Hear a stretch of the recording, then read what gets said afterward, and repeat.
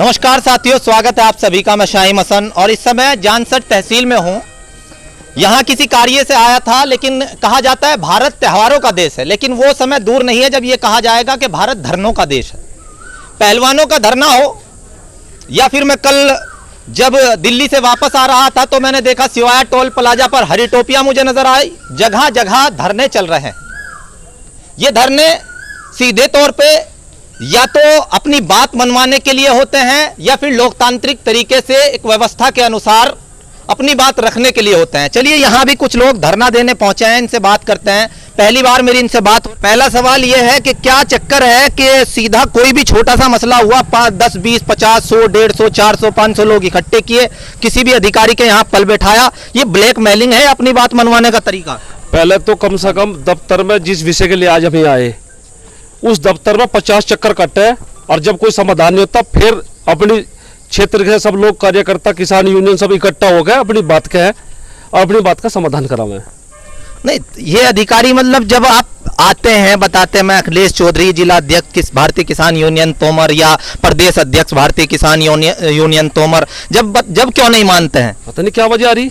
लोग ये देखो तहसील में कितनी भीड़ है, और किसी एक आदमी को बुला लो और उससे पूछ लो लोगों तू कितनी दफा आया, एक कागज में 50 चक्कर यहाँ मारने पड़े, कोई सुनवाई नहीं होती। और उसके बाद जो हमारे किसान संगठन है वे निर्णय ले पंचायत करने का। आज हम आंदोलन के रूप में यहाँ आए, अगर समाधान नहीं होता तो फिर पंचायत होगी, यहाँ से पंचायत से बात बनवाऊंगे। इस व्यवस्था को क्या नाम देंगे आप? आपको तो काफी अनुभव होगा, पर आप तो जिला क्या बोलते हैं उसको, राष्ट्रीय अध्यक्ष है ना शायद? जिला अध्यक्ष। ऐसा इससे सबसे पहले हम ये कहना चाहते, जो भी किसानों के जो काम है, तहसील किसानों के जो भी काम है उन अधिकारी करें, और अधिकारी सुनवाई नहीं करते तो फिर हमें जो सिस्टम बैठाना पड़े आंदोलन का। आंदोलन जैसे फिर हम बनवा में एक कागज पे, एक काम पे, एक बात पे 50-50 चक्कर मारे यहाँ है, और जब समाधान नहीं होता फिर धरने पर समाधान हो उसका। और धरना देना हमारी फिर प्राथमिकता, हम देंगे धरना। लोकतांत्रिक देश है, हम अब अपनी आवाज उठाएंगे और हम क्षेत्र से सब लोग इकट्ठे होकर अपनी आवाज उठाएंगे, आवाज को बुलंद करना काम करें। और ये कोई नई बात नहीं, ये अंग्रेजों के जमाने से आज तक चला रहा और चलेगा, और जो भ्रष्ट अधिकारी सुनना का नहीं उसका इलाज हम ऐसे करेंगे। नहीं, इलाज तो पहलवान भी बैठे थे करने के लिए, उनका इलाज हो गया। उन्होंने गोपनीय तरीके से, अरे भाई बात करने दीजिए, गोपनीय तरीके से अमित शाह से मुलाकात की और उसके बाद वापस से नौकरी पर चले गए, रह गए। किसान और जो जितने विपक्ष पार्टियां थी देखते के देखते रह गए। ऐसा है, ये किसानों की आवाज थी, किसानों की मजबूत आवाज थी, जिसके बल पे ये काम हुआ। दूसरी बात, कृषि कानून था दिल्ली में, सबको पता, किसानों की बुलंद आवाज, किसानों की एकजुटता से वो खत्म हुआ। तो ये जो भी कोई सिस्टम है आंदोलन का, जो भी सिस्टम, आंदोलन तब चले जब कहीं सुनवाई नहीं होती, तब आंदोलन करें हम, और आंदोलन के जरिए से आवाज को बुलंद करा जाए, फिर समाधान हो बात का। एकजुटता कहाँ है? तोमर वाले अलग आते हैं, टिकैत वाले अलग आते हैं, भानु वाले अलग आते हैं, जल शक्ति न जाने कितने सारे हो गए हैं, तो एकजुटता कहाँ है? ऐसा है, ये सारे जो संगठन है, ये सब संगठन हमारे हैं। जब जरूरत पड़े हम सब एक हो जा, पहले भी एक हुए, दिल्ली में एक हुए, और जब कोई आवाज होगी फिर एक हो जाएंगे। बाकी जो हम भाई घर में अगर 5 भाई वे भी न्यारे हो रहे, लेकिन अगर कहीं बाहर मुसीबत उनकी साथ में है तो वे भी एक हो जा। उसी तरीके संगठन है, जब जब जरूरत होगी भारत का एक संगठन एक होगा।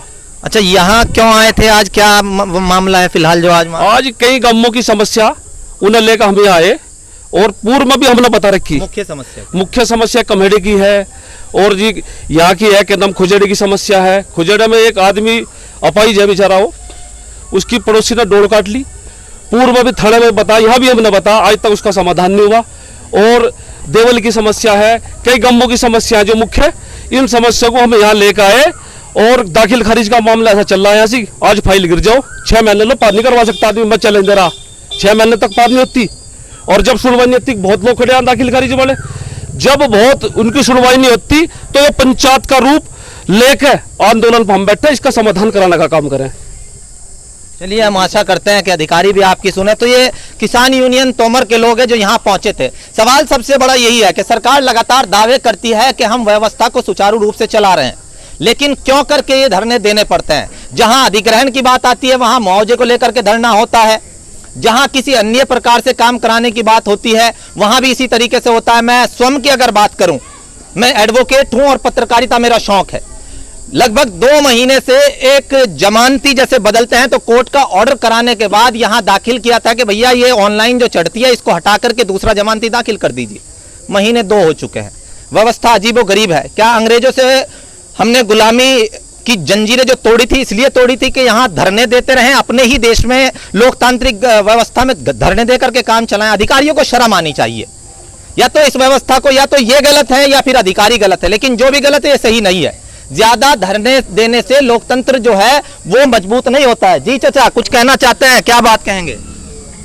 मैं राष्ट्रीय प्रवक्ता हूँ भारतीय किसान यूनियन तोमर। चलिए परिचय नहीं, बात बता दीजिए आप अपने। भाई बात ऐसी है, ये सरकार जो है ना लोकतंत्र को दबाना चाहती है, गरीब किसान मजदूरों का हक मानना चाहती है, इन्हें अपने अंडर में करना चाहती है। कास्ट क्या है? कास्ट क्या है? चौधरी हूँ।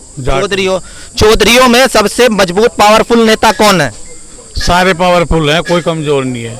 तो सारे पावरफुल होने के बाद आप लोगों ने संजीव बालियान के हाथ मजबूत कर दिया, अजीत सिंह को हरवा दिया था। चौधरी है ना आप? बिल्कुल। भाजपा में है, सरकार के मैन आदमी हैं आप। सरकार उन्हीं की बनवाते हैं, सरकार की बुराई करते रहते हैं। एक पॉइंट पे आ जा।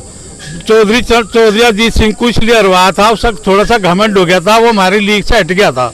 उसे हमने हरवाया नहीं था, कोशिश करी थी इसे थोड़ा सा हम डाउन करेंगे। वो बहुत भारी मतों से जीतता था, लेकिन वो थोड़ी सी कोशिश में वो हार गया था। समझ गए? जो गलत करेगा हम उसके खिलाफ होंगे, चाहे वो हमारा भाई हो, औलाद हो, कोई भी हो। और ये सरकार तो ऐसी चल रही है कि तो गुंडागर्दी की हद कर दी। 2024 में क्या रहने वाला है इसके? 24 का तो सुनो, 24 का हमें तो पता नहीं, पर हमें इतना पता हम अपना लट इतना मजबूत कर लेंगे। ये कितनी कोशिश कर लियो, हम इनसे दबने वाले नहीं है। 17 में भी यही कह रहे थे सारे के सारे। 17 में कुछ हमारे जो है ना कोई हो जाए, इधर उधर की भी बात हो जाए, लेकिन अब 17 वालों को भी पता चल गया। अगर हमारी धी बेटी जो है ना वहाँ पहलवान ज्योति हुए वहाँ धरना बैठी रही, उनके साथ जब मेडल आया इन्होंने घर में बुला कर उन्होंने कहा कि तुम मेरी बेटी के समान हो, बेटियां हो मेरी, सब देश की बेटियां हैं। ये भूखे नंगे हैं, ये साधु संत लोग हैं, इन पर तो अपना परिवार नहीं बना आज तक, ये हमारे क्या देखभाल करेंगे। चलिए, आप सरकार की आलोचना कर रहे हैं और मैं भी यही कह रहा हूँ कि ये व्यवस्था समाप्त होनी चाहिए। इधर आ जाओ। आलोचना की जगह सच्चाई को आलोचना कहें क्या? आलोचना कहें जो पीठ पीछे वार करता हो, पीठ पीछे बुराई करता हो, उसे आलोचना कहें। अब बताओ यहाँ हमारे दाखिल खारिज। अच्छा देखो, आपकी उम्र बहुत है, मेरे से बहुत ज्यादा अनुभव है आपको, लेकिन मैं इतना जानता हूँ 2017 में आप लोगों ने भाजपा को, मैं भी उसमें शामिल था, मैं भी इस देश का वोटर हूँ, और 2024 में पता लगेगा कि आपकी बातों में कितनी सच्चाई है, लोग कितना ज्यादा इस सरकार को पसंद या नापसंद कर रहे हैं। लेकिन सवाल यह है कि अधिकारियों को थोड़ा सा दिखना चाहिए, अपने काम को सही से करना चाहिए। अधिकारियों के अंदर तानाशाही रवैया नहीं आना चाहिए। लोकतांत्रिक जो हमारा गणराज्य है, देश है, उसमें यह व्यवस्था बहुत सुचारू रूप से चलनी चाहिए। मुझे देखते रहने के लिए चैनल को सब्सक्राइब करें और थोड़ा सा शेयर वगैरह कर दिया करें, क्योंकि मैं कभी कभी आता हूं, इसीलिए नहीं आता हूं कि आप सच्ची आवाज को आगे नहीं बढ़ाते हैं। जुड़ रहिएगा मेरे साथ में। परफेक्ट खबर आपकी आवाज। परफेक्ट खबर आपकी आवाज आप तक।